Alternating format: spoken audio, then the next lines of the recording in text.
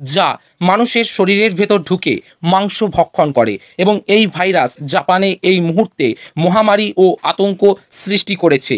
আর সবথেকে ভয়ের বিষয় হলো এই যে এই ভাইরাস ইতিমধ্যে কলকাতাতে প্রবেশ করে একটি মানুষের মৃত্যু ঘটিয়েছে।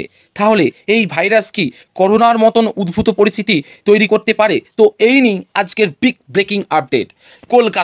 কলকাতার হাসপাতালে বিরল রোগে মৃত্যু হলো উত্তর 24 পরগনার বাসিন্দা এক ব্যক্তির।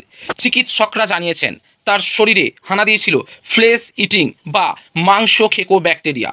এই রোগে মৃত্যুর হার অত্যন্ত বেশি। হাসপাতাল সূত্রে খবর, কিছুদিন আগে ট্রেন থেকে পড়ে বাঁ পায়ে চোট পান বছর 44-এর ওই ব্যক্তি। প্রথমে তাকে ভর্তি করা হয় হাবড়া হাসপাতালে। বাঁ পায়ে ক্ষত বাড়তে শুরু করলে গত 23 তারিখ আনা হয় আরজি করে। পরীক্ষা করে জানা যায় তিনি বিরল নেক্রোটাইজিং ফ্যাসিয়াটিস রোগে আক্রান্ত। শনিবার তার মৃত্যু হয়।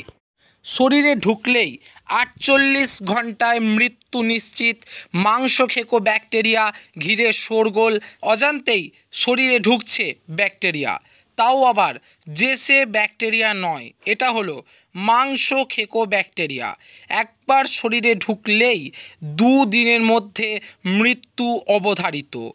প্রাথমিক পর্যায়ে এই রোগে গায়ে র্যাশ বেরোনো, গলা খারাপের মতো উপসর্গ দেখা যায়, কিন্তু পরে ধীরে ধীরে বুক, পেট ব্যথা, লো ব্লাড প্রেশার, জ্বর এবং শ্বাসকষ্টের মতন উপসর্গ দেখা যায়। প্রায় 48 ঘন্টার মধ্যে মৃত্যু হয় আক্রান্তের। মানবদেহে ঢুকে মাংস চিবিয়ে খাচ্ছে ব্যাকটেরিয়া। আর একবার শরীরে ব্যাকটেরিয়ার হামলা হলেই 2 দিনের মধ্যে মৃত্যু অবধারিত। শুনতে অবাক লাগলেও এমনই ভয়ঙ্কর এক রোগ ছড়িয়ে পড়েছে।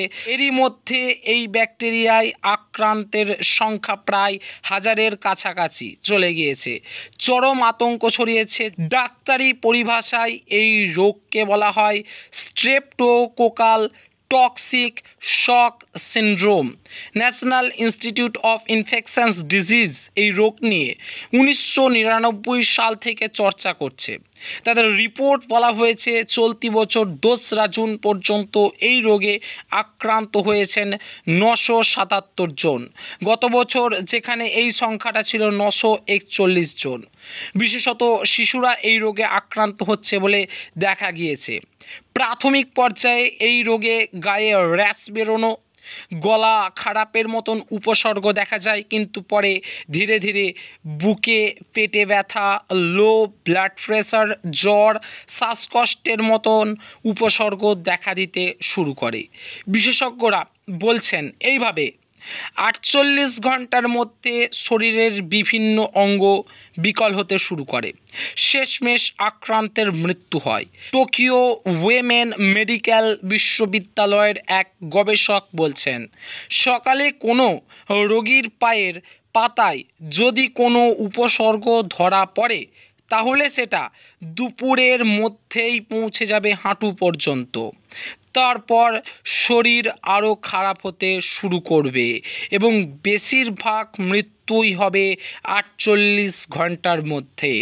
তিনি আশঙ্কা করছেন যে চলতি বছর জাপানে এই রোগে আক্রান্ত হতে পারেন 2500 জনেরও বেশি মানুষ। 2022 সালে ইউরোপের অন্তত 5টি দেশ বিশ্ব স্বাস্থ্য সংস্থাকে এই রোগের ব্যাপারে জানিয়েছিল। হু মনে করছে কোভিড বিধি উঠিয়ে দেওয়ার ফলেই একাধিক রোগের বাড়বাড়ন্ত দেখা দিচ্ছে, যাদের রোগ প্রতিরোধ ক্ষমতা খুব কম। এছাড়াও ডায়াবেটিস, ক্যান্সার, রক্তজনিত রোগ রয়েছে, তাদের বিশেষভাবে সাবধানে থাকার পরামর্শ দিচ্ছেন চিকিৎসকরা।